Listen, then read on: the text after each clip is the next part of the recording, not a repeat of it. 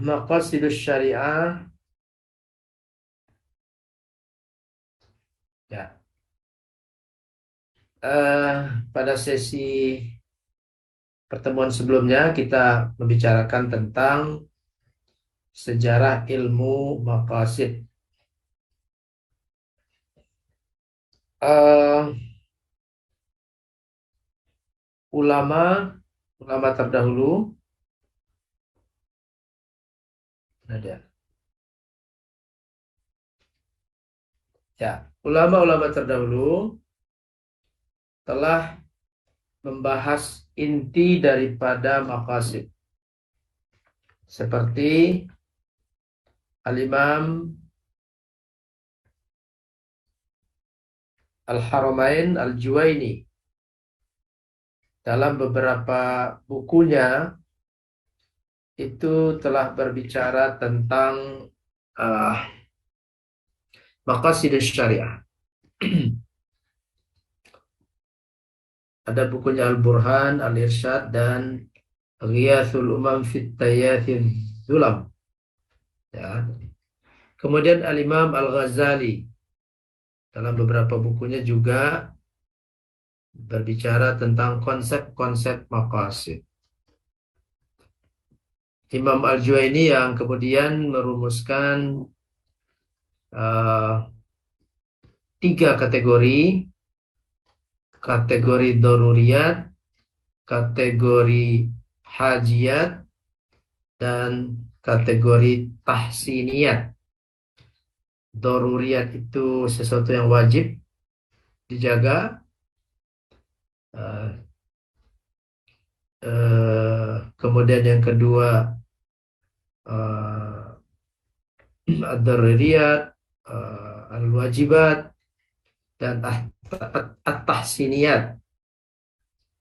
Kemudian Al-Ghazali uh, merumuskan apa yang sudah disampaikan oleh gurunya Imam Al-Juwaini, merumuskan ad-daruriyat al-khams, kewajiban menjaga hal yang 5,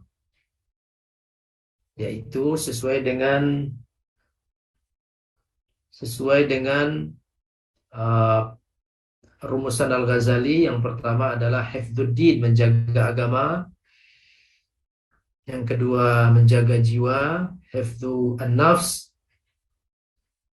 Yang ketiga, menjaga al-akal, hifdzul akal. Yang keempat, menjaga hifdzul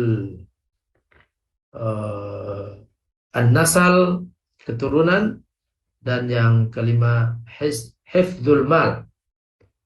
5 hal yang dirumuskan oleh Al-Ghazali, dan itu juga apa yang telah disampaikan oleh gurunya Imam Al-Juwaini.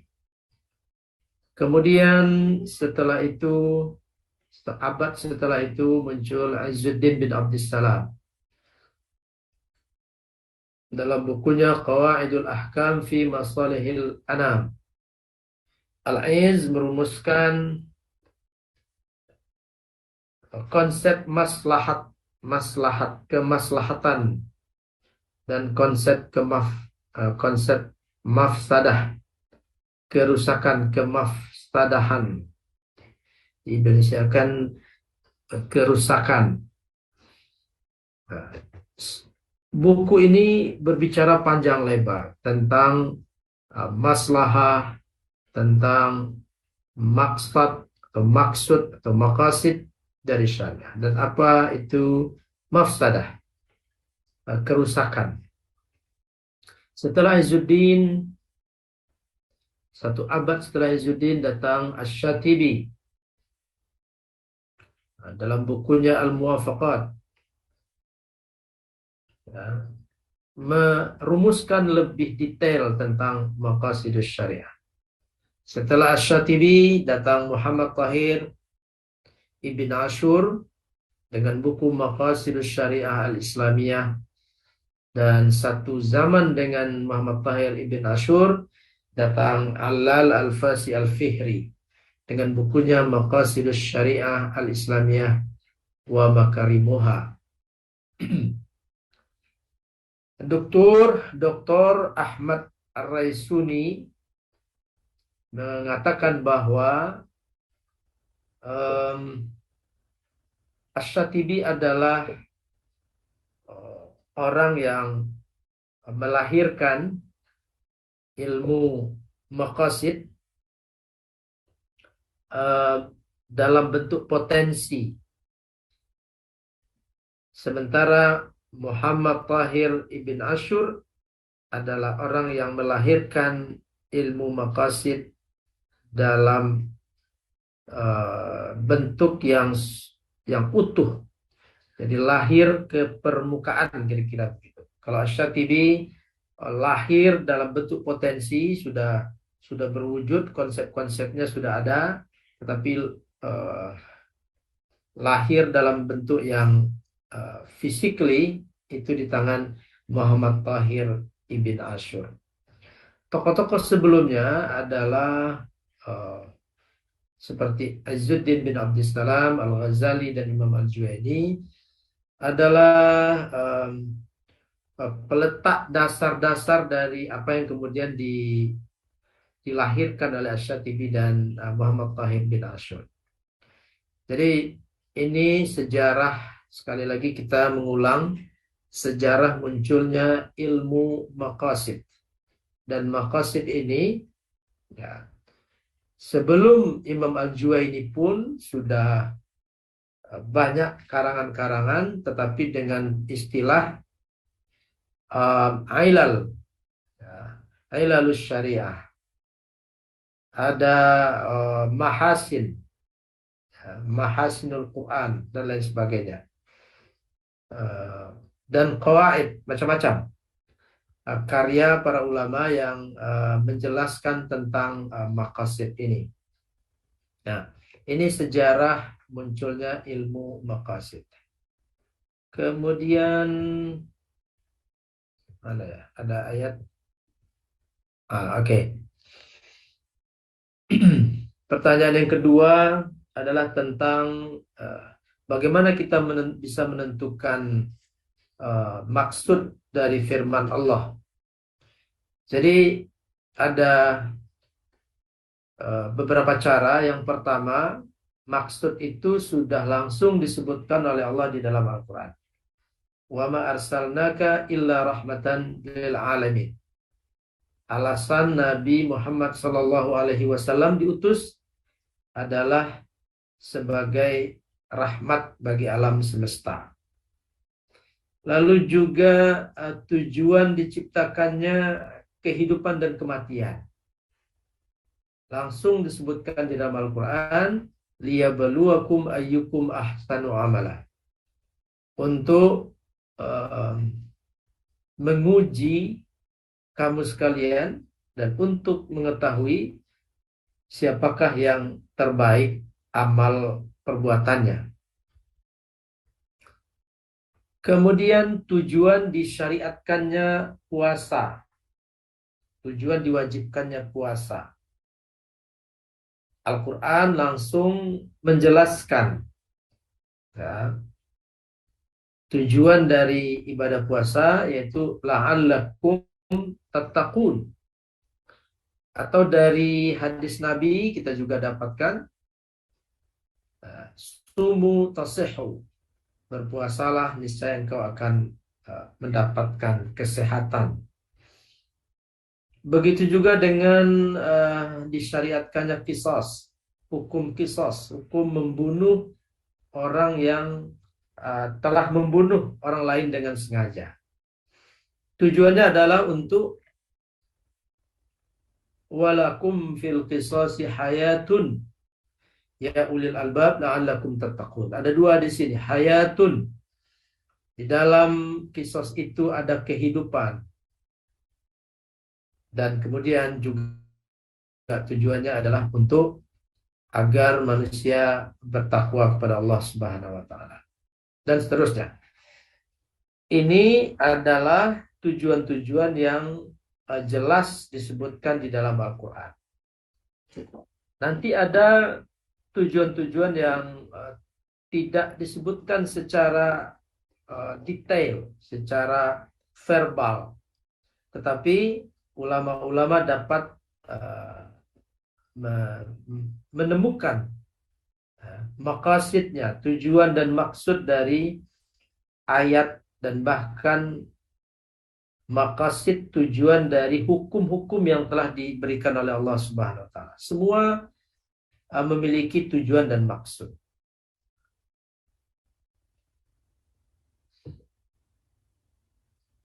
Apakah maqasid syariah sebagai solusi?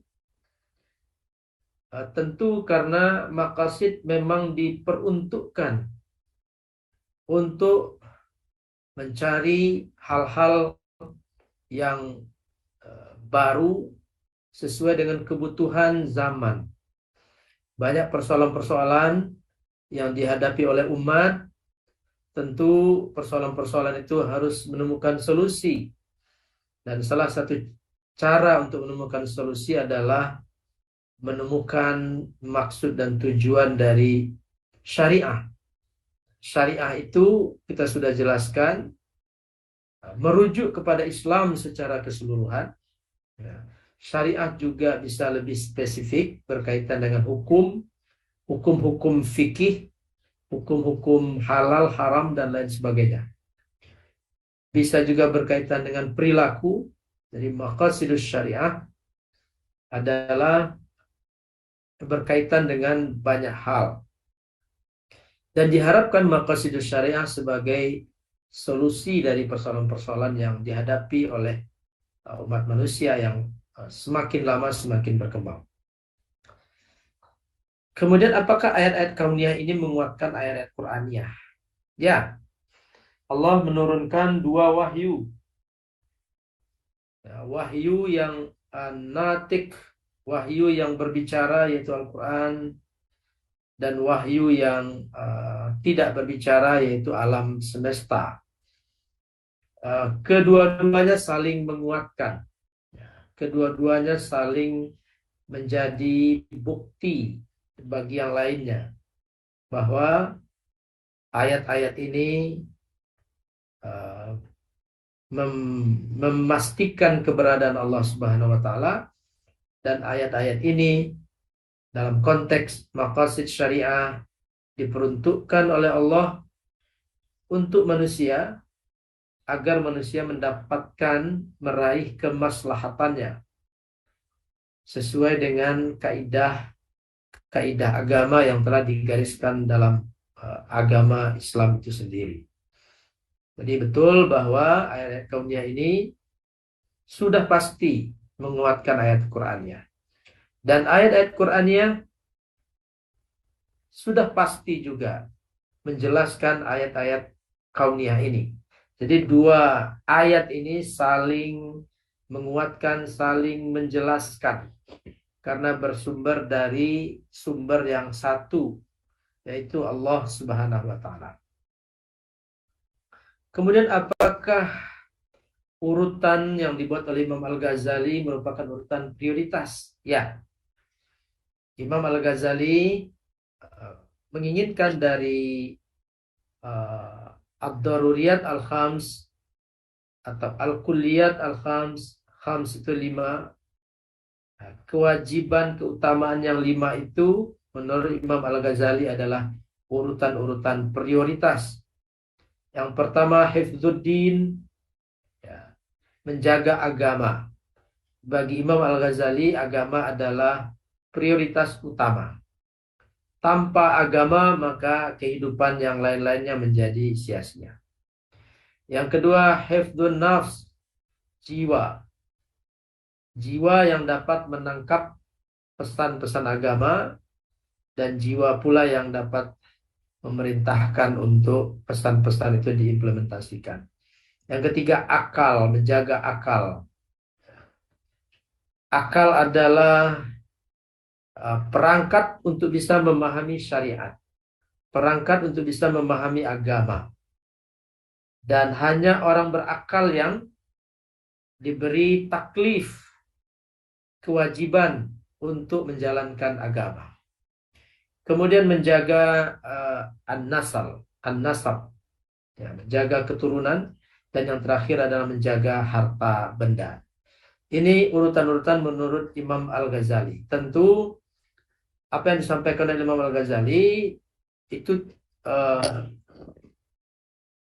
juga tidak mutlak. Ada pandangan-pandangan lain daripada ulama, misalnya Imam Ar-Razi. Ar-Razi melihat bahwa yang prioritas utama bukan agama, tapi prioritas utama adalah menjaga jiwa. Ya, menjaga jiwa. Tentu ada ilahnya, ada alasan-alasan yang disampaikan oleh Imam Ar-Razi. Tapi apapun, ulama-ulama terdahulu sepakat dengan apa yang telah dibuat oleh Imam Al-Ghazali. Kemudian, benarkah Pancasila adalah maqasid syar'i yang 5? Jawabannya tentu ya boleh jadi, ya, bisa jadi.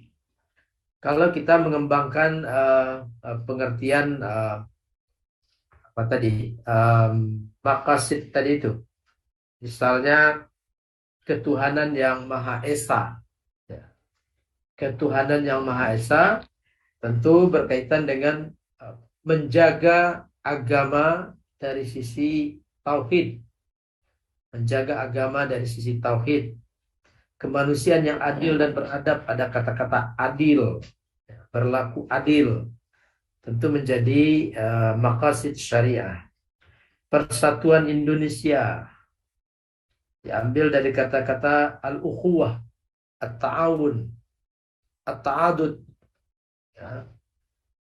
Kemudian musyawarah, kerakyatan yang dipimpin oleh hikmah. Musyawarah adalah bagian dari maqasid syariah. Keadilan sosial ini berkaitan dengan kemanusiaan, al-insaniyah, dan keadilan sosial ini juga bagian yang akan kita bicarakan nanti pada sesi berikutnya. Kemudian kondisi saat ini apakah termasuk dalam kerusakan ad-daruriyat? Ya, tinggal kita melihatnya. Ya, jika hari ini kita melihat kerusakan di bidang agama, kerusakan di bidang akal, ya, misalnya apa namanya, narkoba telah tersebar di mana-mana, minuman keras telah menjadi konsumsi anak-anak kita, tentu itu kerusakan pada bidang doruriyat. Ya, doruriyat yang mana? Itu menjaga akal. Kemudian hubungan seksualitas yang bebas itu tentu menyangkut kerusakan an-nafs, jiwa, atau juga berkaitan dengan an-nasal, keturunan. Jadi kerusakan moral, kerusakan akal dengan mengkonsumsi narkoba, minuman keras, kemudian melalaikan perintah-perintah agama dan seterusnya, masuk kategori kerusakan daruriyah. Nah, kemudian yang terakhir, pengaturan toa masjid, pengeras suara masjid.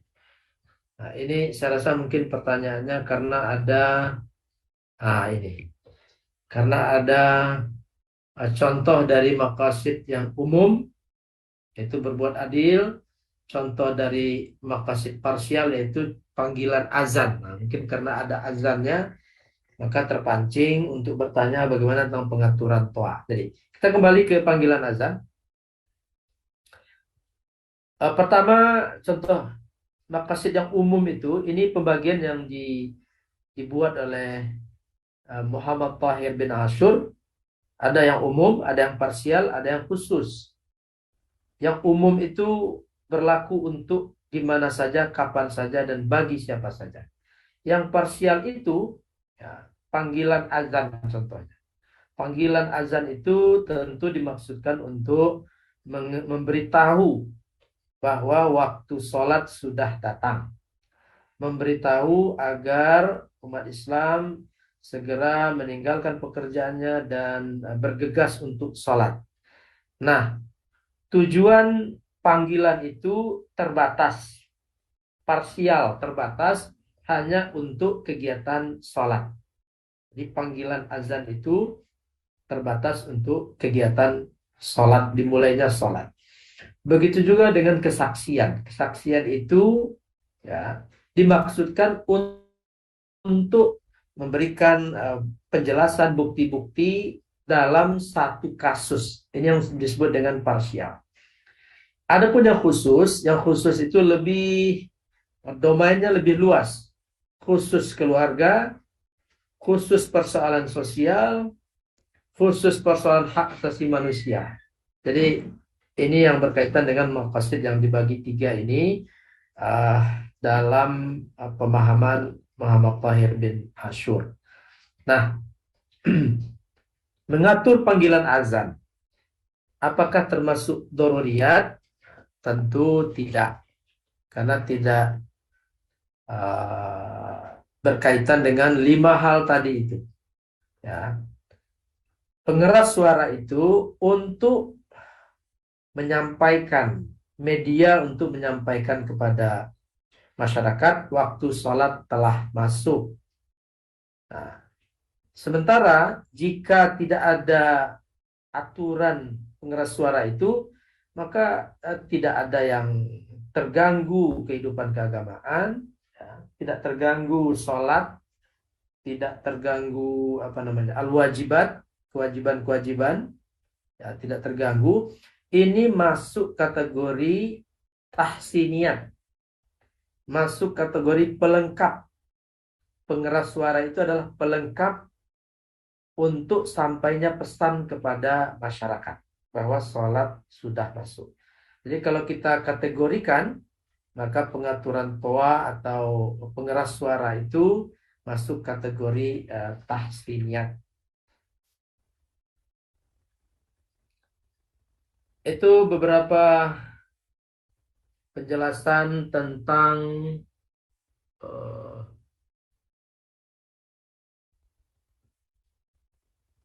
pertanyaan-pertanyaan yang disampaikan oleh teman-teman kita pada pertemuan sebelumnya. Pada kali ini kita mencoba melihat pengembangan dari pemahaman maqasidus syariah. Saya nukilkan sebuah pendapat dari Ibnu Qayyim al-Jauziyah, yaitu asas dari Islam atau syariat Islam adalah kebijaksanaan dan kemaslahatan hamba di dunia dan akhirat.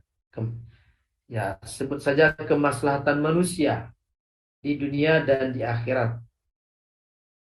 Islam, seluruh ajarannya, seluruh perintahnya, seluruh larangannya bersifat adil atau membawa nilai-nilai keadilan dan juga membawa nilai-nilai kasih sayang atau rahmat. Asy-syari'atu mabnaha wa asasuha 'alal hikam wa masalihil ibadi fil ma'ashi wal ma'ad wa hiya adlun. Jadi syariah itu adil seluruhnya, kulluha, wa rahmatun, rahmat, semuanya rahmat. Ini tentu berguna bagi kognisi kita, pemahaman kita, bahwa seluruh yang dibawa oleh Islam itu adalah demi sesuatu yang bijak, demi suatu maslahat, demi suatu keadilan, demi kasih sayang. Jika fakullu mas'alatin kharajat anil adli ila jur, ini menjelaskan bahwa kalau sesuatu itu keluar dari konteks adil kepada kezaliman, keluar dari rahmat kepada laknat, keluar dari hikmat atau kebijaksanaan itu kepada kesia-siaan, maka itu bukanlah syariat. Ya, itu bukan syariat. Jadi syariat itu seluruhnya adalah tentang adil dan keadilan, tentang kebijaksanaan, tentang kemaslahatan, dan tentang rahmat. Dan ini diamini oleh seluruh ulama-ulama kita,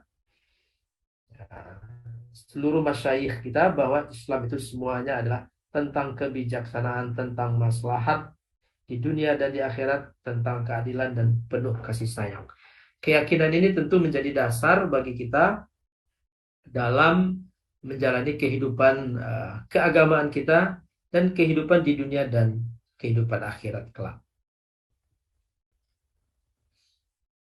Kita kembali ke maqasid. Imam Asy-Syatibi, peletak dasar dari maqasidus syariah, itu berpendapat bahwa maqasid itu terbagi dua. Ada maqasid syar'i, ada maqasid khalqi. Secara lebih mudahnya adalah ada maqasid yang terdapat dalam perintah-perintah agama, perintah dan larangan agama. Ada tujuan dari perintah dan larangan agama. Jadi agama tidak hanya memerintahkan sesuatu atau melarang sesuatu, tetapi ada tujuan kebaikan seperti yang tadi kita sampaikan, tujuan kebijakan, kemaslahatan, keadilan, dan tujuan rahmat dari seluruh perintah dan dari larangan kepada manusia, baik di dunia maupun di akhirat. Jadi perintah dan larangan agama itu memiliki atau terdapat di dalamnya tujuan, terdapat di dalamnya maqasid. Lalu yang kedua, maqasidul khalqi, penciptaan. Dari penciptaan manusia, penciptaan alam semesta, penciptaan langit, bumi, dan lain sebagainya, semuanya ada tujuan. Penciptaan makhluk-makhluk, penciptaan apa itu dalam Al-Quran? Az-Zubab, lalat, nyamuk, dan lain sebagainya. Seluruh ciptaan Allah itu punya tujuan dan maksud. Ini pendapat Imam Asy-Syatibi, dan tentu tidak seluruh para ulama yang bergelut di bidang maqasid ini setuju dengan Imam Asy-Syatibi. Tetapi Imam Asy-Syatibi mengatakan hal seperti ini. Ini contohnya, ya ayyuhalladzina amanu kutiba alaikumusiyam kama kutiba alal ladzina min qablikum la'allakum tattaqun. Ayat ini sudah kita sampaikan tadi. Apa syariatnya? Apa perintah agamanya? Perintah agamanya adalah agar umat Islam berpuasa. Perintah agamanya itu.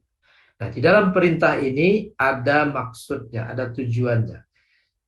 Tadi sudah kita sampaikan, la'allakum tattaqun, agar kalian semua bertakwa, dan juga agar orang-orang yang berpuasa itu mendapatkan kesehatan. Sumu tasihu, agar mendapatkan kesehatan, baik sehat lahir ya, dan tentu saja sehat batiniahnya. Maqasidul khalq, wa ma khalaqtul jinna wal insa illa liya'budun. Allah tidak menciptakan jin manusia sia-sia, percuma. Ya. Jin dan manusia serta makhluk-makhluk lainnya diciptakan oleh Allah untuk menghambakan diri kepadanya dan untuk bertasbih kepada Allah Subhanahu wa taala. Ini maqasidul khalqi, maksud dari tujuan penciptaan makhluk Allah Subhanahu wa taala. Kemudian Imam Muhammad ibn Tahir ibn Ashur,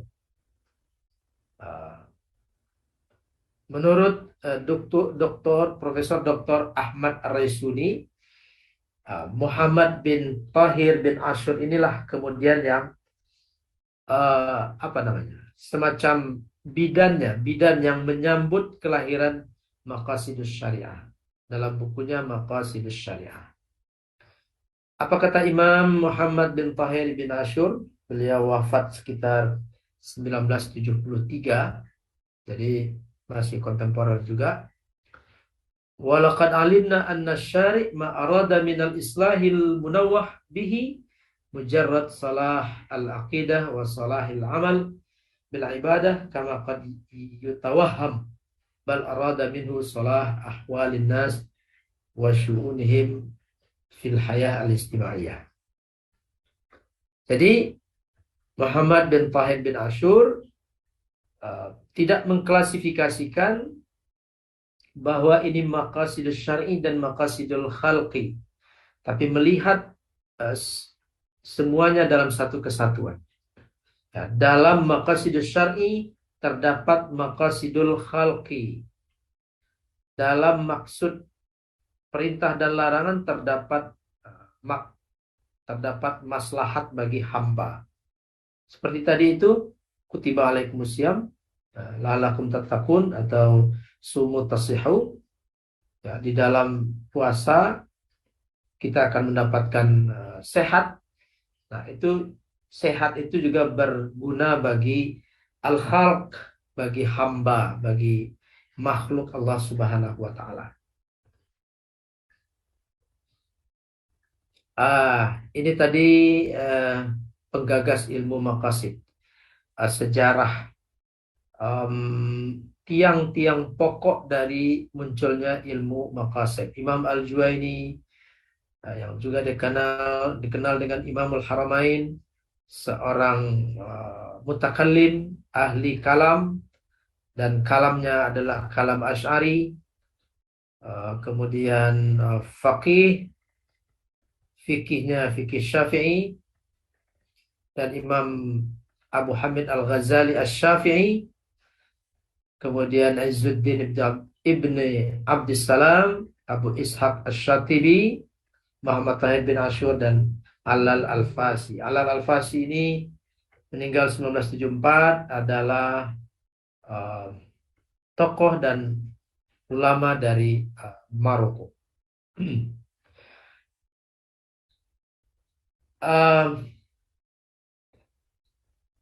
Pengembangan maqasid. Ya, metode dalam pengembangan maqasid, ya, setelah maqasid itu berbentuk satu pendekatan, satu ilmu, ya, meskipun ulama itu tidak satu pemahaman tentang maqasid itu apakah ilmu tersendiri atau ilmu yang merupakan bagian dari usul fiqh. Kalau Imam Asy-Syatibi lebih cenderung bahwa maqasidus syariah itu adalah bagian dari ilmu usulul fiqh. Sementara Muhammad Tahir bin Ashur lebih cenderung mengatakan bahwa maqasidus syariah itu harus menjadi ilmu tersendiri yang berdiri sendiri. Ya. Karena Muhammad Tahir bin Ashur mengatakan, biarkanlah ilmu usul fiqh dalam kondisinya hari ini, dan mari kita benahi maqasidus syariah, kita kembangkan menjadi ilmu yang mandiri. Jadi ada dua pendapat besar, dan tokoh semacam Dr. Ahmad Raisuni lebih cenderung dengan pendapat Muhammad Tahir bin Ashur. Pengembangan maqasid menggunakan metode induktif untuk menemukan maqasid itu. Ya, menemukan maqasid itu ada yang memang sudah ditemukan di dalam Al-Quran, sudah disebutkan secara jelas, secara verbal di dalam Al-Quran dan hadis, ijma ulama. Ada juga yang tidak secara jelas ditemukan. Maka para ulama melakukan metode induktif atau metode istiqra, melakukan kajian dari berbagai ayat, hadis, dan ijma ulama serta amalan para sahabat, lalu mengambil poin-poin penting, mengambil eh, sesuatu yang dapat menjadi dasar bagi ditemukannya maqasid dari satu persoalan. Nah, di sini metode induktif ini adalah metode yang mendorong para ulama untuk beristihad. Maka sumber lain adalah akal dan fitrah.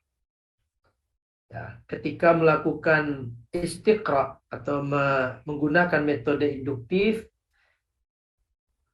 tentu saja ulama itu menggunakan akal fikirannya untuk merumuskan maqasid-maqasid yang dapat ditemukan dari ayat-ayat Al-Quran, hadis Nabi, dan juga amal para sahabat.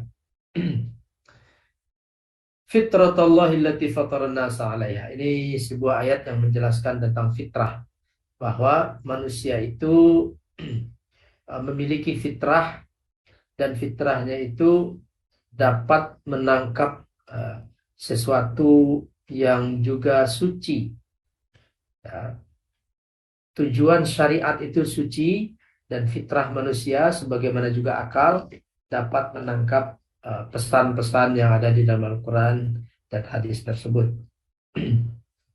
Beberapa tokoh pengembangan maqasid syariah kontemporer selain Muhammad Tahir bin Ashur, kemudian Alal Al-Fasi Al-Fihri, juga ada tokoh Waliullah Shah Dahlawi, kemudian Jasir Audah, Jamaluddin Atiyah, Ahmad Ar-Raisuni, dan lain sebagainya. Kita akan mengambil contoh pengembangan ini dari Jamaluddin Atiyah dalam buku Nahwa Taf'il Maqasidis Syariah, Jamaluddin Atiyah.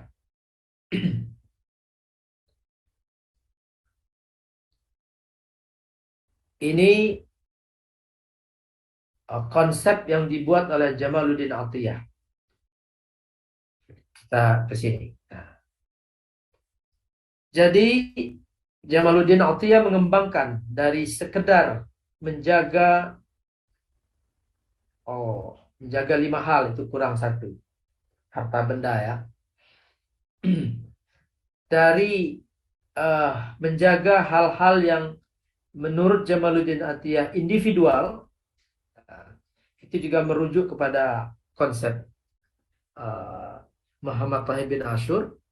Jadi yang dikatakan oleh Imam Al-Ghazali, menjaga agama, menjaga jiwa, menjaga akal, menjaga keturunan, yang kelima adalah menjaga harta benda, harta, itu dianggap sebagai maqasid individu. Menjaga agama individu, ya, hubungan individu dengan Allah Subhanahu wa taala, menjaga jiwa, itu berkaitan juga dengan menjaga individu, lebih kental nuansa individunya, menjaga akal, menjaga keturunan, menjaga harta, ini berada pada ranah individu. Nah, pengembangannya Jamaluddin Atiyah itu mengembangkan maqasid itu dalam bentuk maqasid keluarga. Jadi individu dijaga pada ranah-ranah agama, jiwa, akal, keturunan, dan harta itu. Keluarga juga harus mendapatkan penjagaan. Ya. Dan ini sekali lagi adalah pengembangan dari apa yang telah dirumuskan oleh Imam Al-Ghazali dan ulama-ulama sebelumnya. Imam Al-Ghazali juga mengambil dari Al-Juwaini dan seterusnya ke atas. Nah, ini pengembangannya. Nah, pengembangan-pengembangan ini adalah persoalan real. Persoalan real yang dihadapi oleh manusia hari ini. Keluarga. Dari keluargalah maka sebuah negara itu terbentuk. Sebuah kerajaan itu terbentuk, itu berawal dari keluarga. Maka keluarga, di dalam keluarga atau keluarga itu harus menjaga hal-hal yang berkaitan dengan keselamatan keluarga itu. Hubungan seksualitas, menjaga tidak terjadinya hal-hal di luar pernikahan, keturunan, menjaga keturunan agar uh, tidak bercampur nasab itu. Ya, Islam sangat memperhatikan nasab keturunan. Kebersihan dan kesucian keturunan itu menjadi uh, sesuatu yang niscaya di dalam ajaran Islam. Oleh karena itu, dalam ad-daruriyat al-khams itu menjaga keturunan. Di dalam keluarga itu juga harus memperhatikan bagaimana keturunan ini dijaga. Untuk menjaga keturunan ini saling berkaitan. Untuk menjaga keturunan ini dilarang seseorang untuk mendekati hal-hal yang dapat merusak kesucian keturunan. Ya, apa itu? Mendekati zina. Ya, mendekati zina itu dilarang, apalagi perbuatan zina. Lalu keharmonisan, as-sakinah, wa ja'ala bainakum al-mawaddah wa rahmah, litaskunu ilaiha, wa min ayatihi an khalaqalakum min anfusikum azwajan litaskunu ilaiha. Menciptakan kehidupan yang harmonis berbekal al-mawaddah dan ar-rahmah. Allah memberi bekal al-mawaddah wa rahmah. Mawaddah itu cinta dan rahmah itu kasih sayang. Cinta dan kasih sayang sekilas sepertinya satu dari satu hal. Tapi sesungguhnya cinta dan kasih sayang adalah dua hal.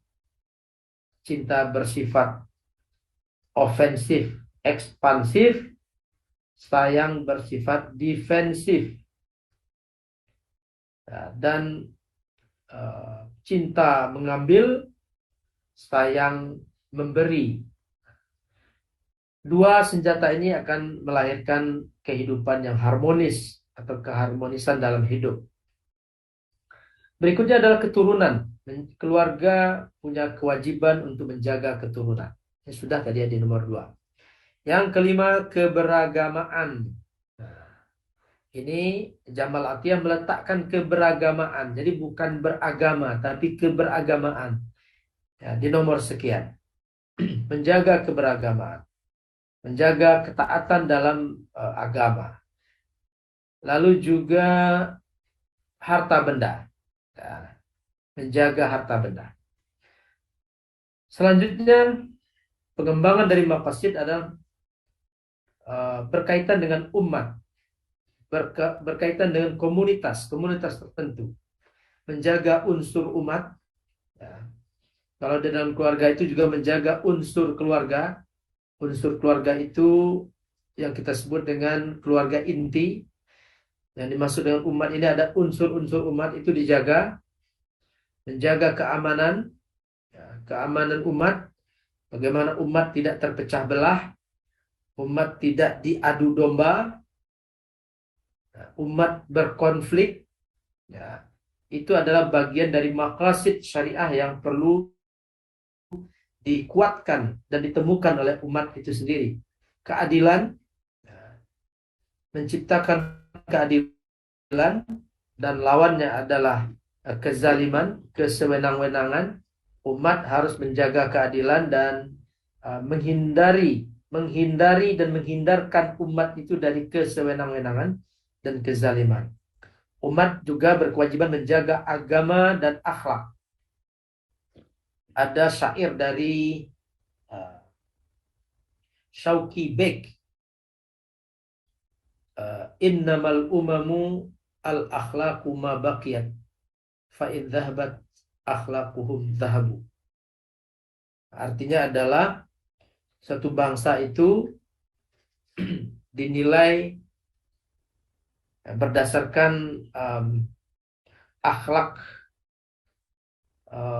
dari bangsa itu sendiri. Jika akhlak sudah sirna dari bangsa itu, maka sesungguhnya bangsa itu sudah dianggap tiada. Nah, kalau kerusakan moral terjadi di mana-mana, maka bangsa itu dianggap sudah tidak ada, meskipun teknologinya tinggi, peradabannya tinggi, dan seterusnya, tetapi kehilangan hal yang sangat mendasar yaitu akhlak, maka umat itu dianggap tidak ada. Rasulullah bersabda, "Innama bu'ithu liutammima makarimal akhlak atau liutammima salihal akhlak." Maqasid, maksud diutusnya Nabi Muhammad sallallahu alaihi wasallam adalah untuk persoalan-persoalan akhlak, penyempurnaan persoalan akhlak. Oleh karena itu persoalan akhlak bukanlah persoalan yang remeh-temeh di dalam Islam, persoalan sederhana. Ini adalah maqasid, tujuan diutusnya Nabi Muhammad sallallahu alaihi wasallam adalah persoalan akhlak.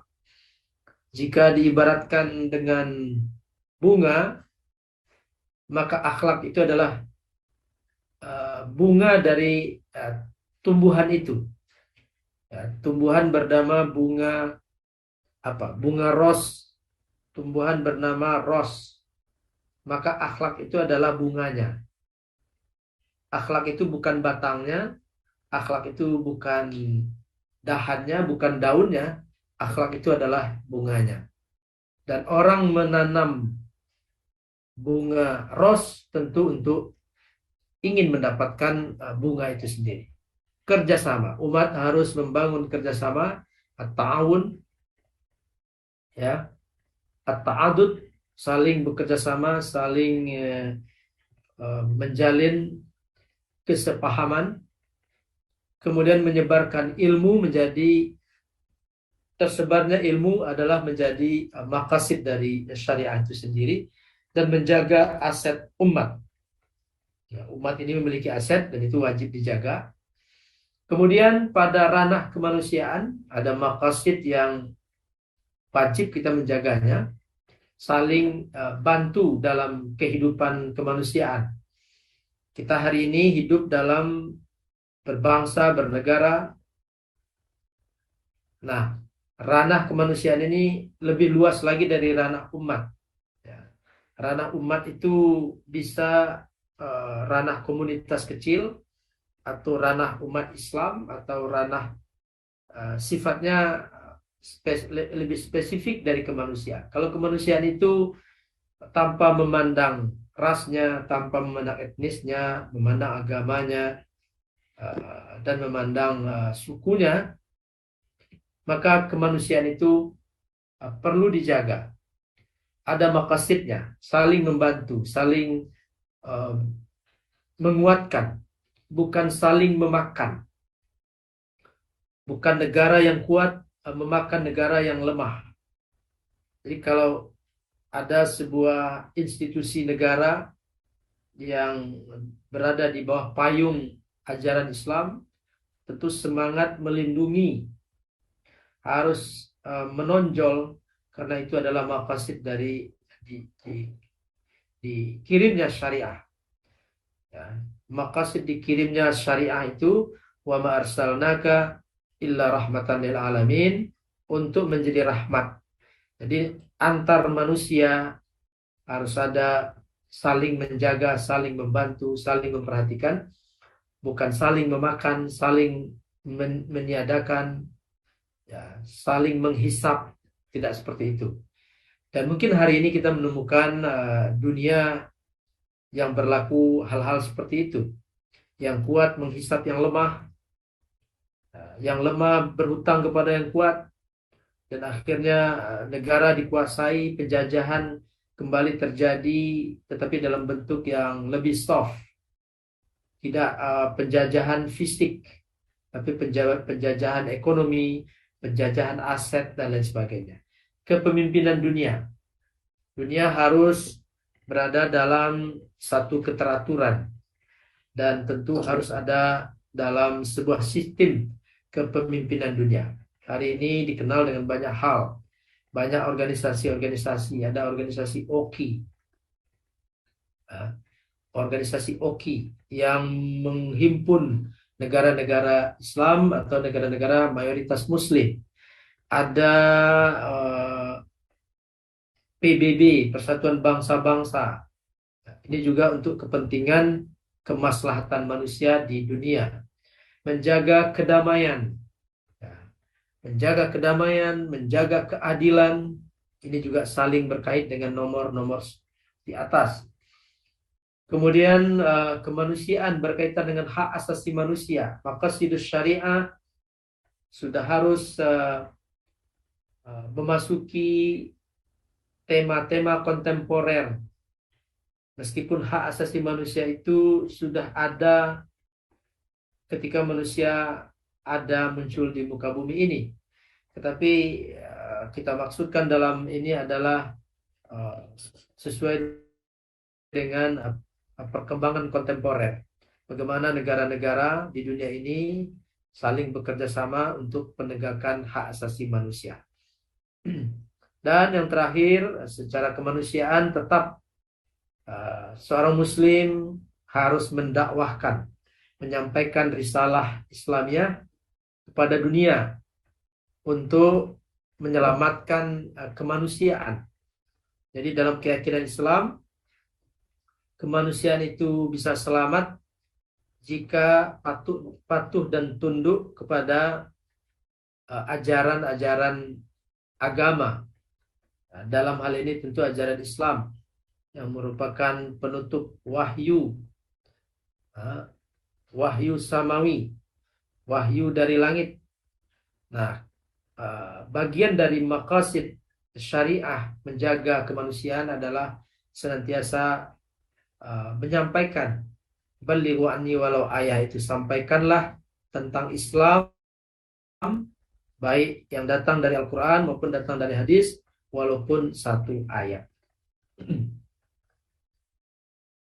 Ini juga pengembangan menjaga jiwa itu berkaitannya dengan hidup, dengan kebutuhan materi dan kebutuhan non-materi. Menjaga akal artinya menjaga organ akal, otak, kualitas akal.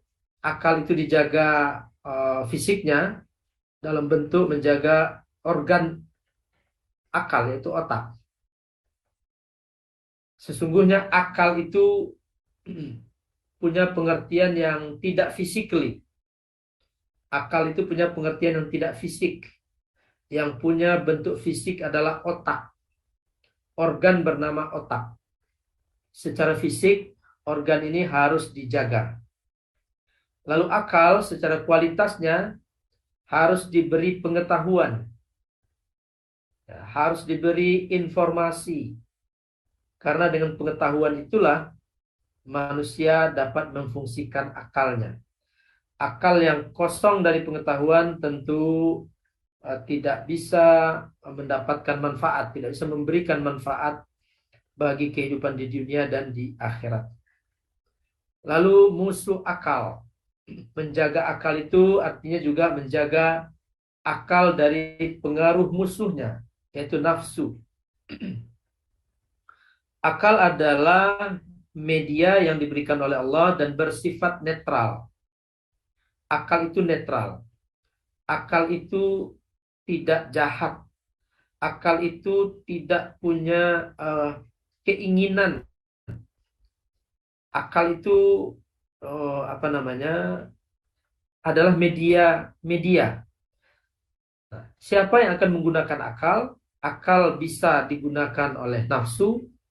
Akal juga bisa digunakan oleh media lain namanya kalbu. Akal bisa berguna bagi badan, fisik.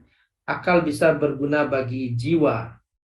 Jadi akal itu adalah pisau untuk mengukur, menghitung, mengkalkulasi, menimbang-nimbang, membagi, mengurangi, dan lain sebagainya. Maka jika akal dikuasai oleh nafsu, maka akal sudah keluar dari fungsi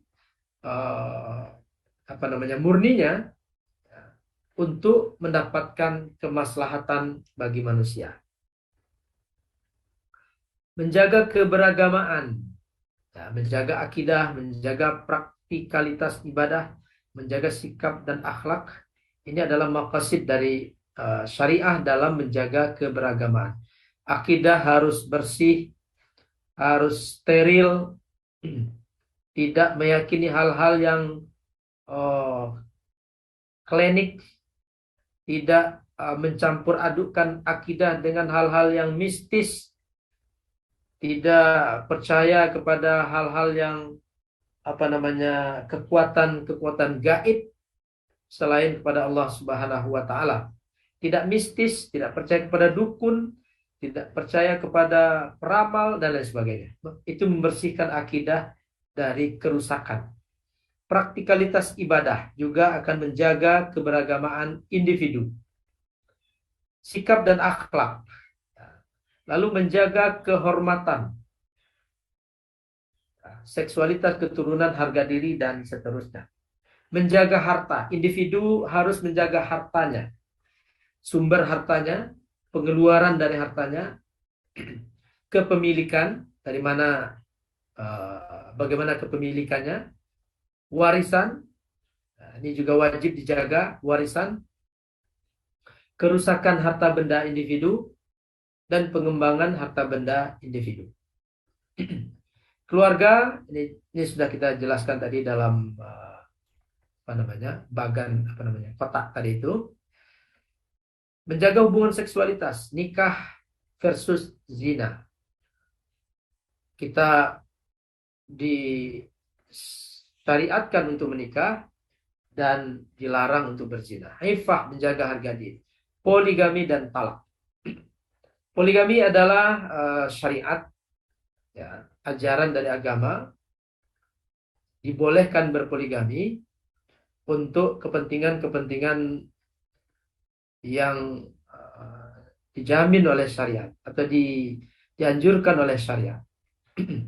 Poligami, kalau boleh diibaratkan, adalah ibarat jendela darurat atau pintu darurat, ya, diperuntukkan bagi kondisi-kondisi yang darurat, ya. Sehingga poligami itu disyariatkan. Jadi tentu tidak dibenarkan seorang muslim, baik laki-laki maupun perempuan, menolak syariat poligami. Poligami itu syariat, dan tentu di balik syariat itu ada maqasidnya, ada tujuannya. Tidak ada syariat itu yang abad, yang percuma, yang sia-sia.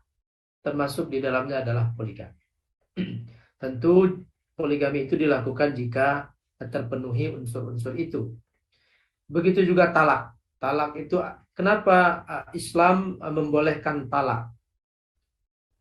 Ya, Islam membolehkan talak dengan maksud bahwa di dalam talak itu ada maslahat. Di dalam talak itu ada maslahat. Tidak ada perintah dan larangan di dalam Islam kecuali di dalamnya ada maslahat, ada maksud. Menjaga keturunan, ada melalui vasektomi, tubektomi, proses-proses yang dilakukan oleh laki-laki dan perempuan untuk menjaga agar tidak terjadi sesuatu yang mengganggu kesehatan. Ya. Misalnya laki-laki, saluran indung telurnya ditutup atau apa gitu, ya ini proses medis lah. Bagaimana transformasi itu tidak menghasilkan atau tidak terjadi. Menjaga keturunan, menjaga keharmonisan dalam keluarga, cinta, kasih sayang, adat, seksualitas, tempat tinggal, menjaga nasab, larangan zina, adopsi anak, nikah siri. Nikah siri itu tidak disyariatkan untuk menjaga nasab. Nikah siri itu sederhana, tetapi kelihatannya sederhana, tetapi sesungguhnya itu bisa membahayakan nasab. membahayakan pembagian harta waris.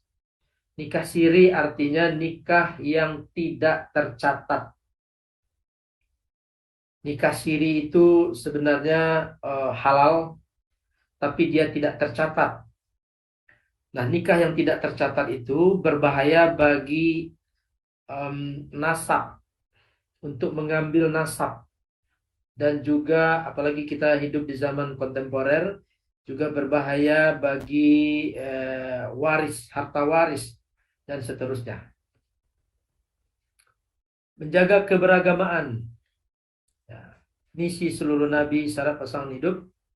Ini konsep-konsep ini turunan atau diambil dari nahwa taf'il maqasidus syariah. Implementasi dari maqasidus syariah yang ditulis oleh Jamaluddin Atiyah tadi. Ini turunannya seperti ini. Menjaga kerukunan, relasi keluarga atom, relasi eksternal, menjaga harta, disyariatkannya mahar, disyariatkannya nafkah, disyariatkannya pengasuhan dan waris. Semua ini untuk maqasid yang sudah ada. Nah, para ulama lah yang berusaha mencarikan maqasid-maqasid ini, beristihad untuk menemukan maqasid, karena sekali lagi Islam datang bukan dengan sesuatu yang sia-sia atau sesuatu yang percuma. Kemudian menjaga hakikat umat, entitas yang solid, kerjasama komunal, kesatuan akidah, ibadah, dan muamalah, kepemimpinan istikhlaf. Kalau dalam buku-buku klasik disebutkan dengan menjaga khilafah. Jadi buku-buku klasik menyebutkan terminologi khilafah. Kita hari ini tidak menyebutkan istilah itu, tapi kepemimpinan atau istikhlaf. Nah, nanti kalau istilah itu digunakan macam-macam dimanfaatkan oleh orang nanti. Jadi kepemimpinan, menjaga kepemimpinan umat. Otoritas hukum syariah, syura, bermusyawarah, al-amru bil ma'ruf, amar ma'ruf wan nahyu anil munkar. Ini untuk menjaga identitas umat. Ini tadi menjaga keamanan internal, eksternal, kisos di samping untuk kepentingan individu, juga untuk menjaga umat. Disyariatkannya jihad, disyariatkannya perang. Jihad itu adalah syariat. Jihad itu ada berbentuk fisik, ada bentuknya makna lain. Setiap pekerjaan yang dikerjakan dengan sungguh-sungguh itu artinya adalah berjihad.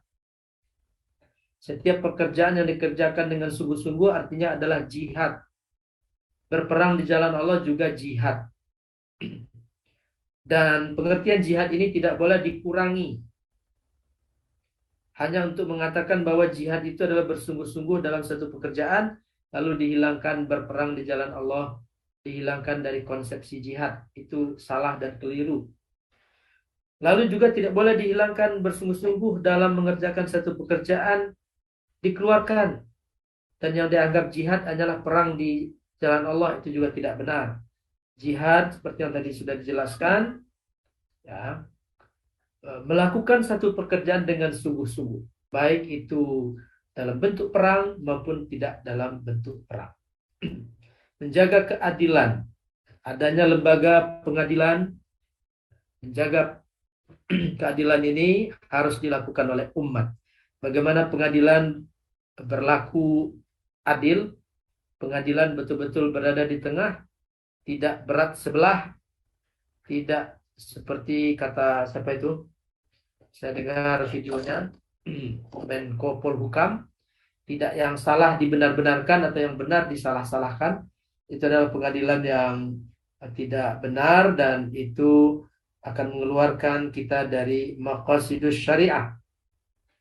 Apalagi jika pengadilnya adalah muslim, penuntutnya muslim, pengadilnya muslim, maka tegakkanlah keadilan. Karena keadilan adalah jalan untuk mencapai ketakwaan. Oleh karena itu, berkaitan dengan ini, pemimpin yang adil itu adalah pemimpin yang dijamin di akhirat kelak. Sab'atun yudhilluhumullahu yawma la dhilla illa dhilluh. Didahulukan pemimpin yang adil karena berlaku adil itu berat. Berlaku adil bagi pemimpin itu adalah berat. Maka siapa yang berhasil adil, maka dia yang pertama kali dilindungi di hari akhirat. Seorang pemimpin yang mendapatkan kekuasaan bukanlah satu kemuliaan. Orang yang mendapatkan kekuasaan bukanlah sesuatu kemuliaan. Tetapi orang yang memanfaatkan kekuasaan untuk menegakkan keadilan, untuk menegakkan kesejahteraan, itulah orang yang mulia.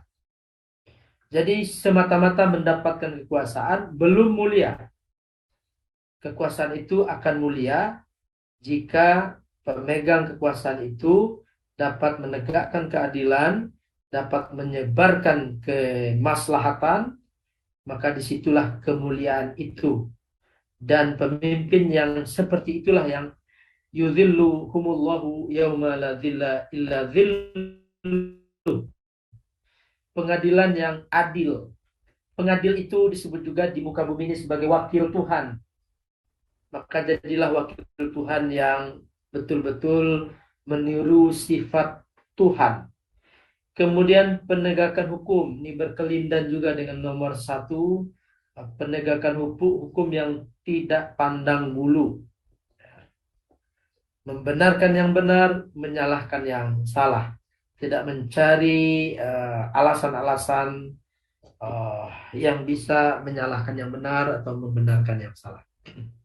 Umat juga harus dijaga agama dan akhlaknya. Sudah kita sampaikan tadi ya. Menjaga kohesivitas umat melalui ukhuwah, melalui zakat, infak, dan wakaf, melalui civil society. Zakat, infak, dan wakaf itu bukan suatu pekerjaan yang naif. Kalau dihitung, kalau dilihat dari kacamata ekonomi konvensional, memberikan harta banyak atau sebanyak-banyaknya kepada orang lain adalah sesuatu yang naif, sesuatu yang dapat mengurangi harta benda. Tetapi dalam konsep maqasidus syariah, konsep Islam, zakat, infak, dan wakaf itu adalah cara untuk mengembangkan harta itu sendiri dan cara untuk menunjukkan tanggung jawab sosial terhadap umat. Maka zakat, infak, wakaf itu harus digalakkan, harus dimaksimalkan, dan harus mencapai tujuannya. Zakat peruntukannya tentu berbeda dengan wakaf. Pemanfaatannya tentu berbeda dengan wakaf. Sistemnya berbeda. Ya. Infak juga seperti itu. Zakat punya asnaf. Infak tidak punya asnaf, tetapi dapat mengambil asnaf zakat. Wakaf bukan untuk konsumsi, bukan untuk konsumtif. Zakat bisa konsumtif, infak bisa konsumtif, wakaf tidak konsumtif. Wakaf itu bendanya harus tetap ada. Meskipun itu berbentuk uang, ada wakaf uang, ada wakaf benda, tidak boleh berkurang bendanya. Uangnya tidak boleh berkurang. Uangnya tidak boleh dipakai untuk belanja fakir miskin, tidak boleh. Uangnya dipakai untuk bersedekah, tidak boleh. Wakaf uang itu ada sistemnya tersendiri yang bendanya tidak boleh berkurang. Civil society, menjaga kohesivitas civil society. Saya tidak tahu apakah ini ada pengulangan-pengulangan karena penulisan ini mungkin tidak terbaca lagi. Menjaga akal dan kesadaran, narkoba diharamkan, dilarang, ghazwul fikri. Jadi akal itu dijaga bendanya dengan narkoba itu. Akal itu juga dijaga supaya yang masuk ke dalam akal itu hal-hal yang baik. bukan ghazwul fikri, bukan tahayul dan khurafat. Kalau akal sudah dimasuki dengan sesuatu yang tahayul dan khurafat, maka tindakan-tindakannya tidak terlepas dari tahayul dan khurafat. Jaga harta benda dan lain sebagainya. Kemanusiaan, ta'awun, ta'aruf dan keadilan, istikhlaf, amah dan seterusnya. Jam sudah menunjukkan jam 5 lewat seperempat. Kemudian perdamaian, kerjasama politik, ekonomi dan pertahanan, dan terima kasih. Bapak Ibu sekalian, itu penjelasan kita tentang maqasidus syariah. Maqasidus syariah ini secara ilmu masih terus mengalami pembahasan dan pengembangan. Masih tentu terdapat dinamika dalam persoalan-persoalannya. Apakah maqasid itu sama dengan ilah? Apakah maqasid itu bagian dari usul fiqh atau ilmu tersendiri? Apakah pembagian doruriyat, hajiyat, tahsiniyat itu apakah kasus-kasus tersendiri masuk kepada doruriyat atau masuk kepada hajiyat atau masuk kepada tahsiniyat? Ini adalah pembahasan yang terus berkembang. Sebagai umat muslim tentu kita menunggu sejauh mana maqasid ini dikembangkan oleh ulama-ulama kita, sejauh mana ijtihad-ijtihadnya bisa kita manfaatkan dalam kehidupan kita sehari-hari.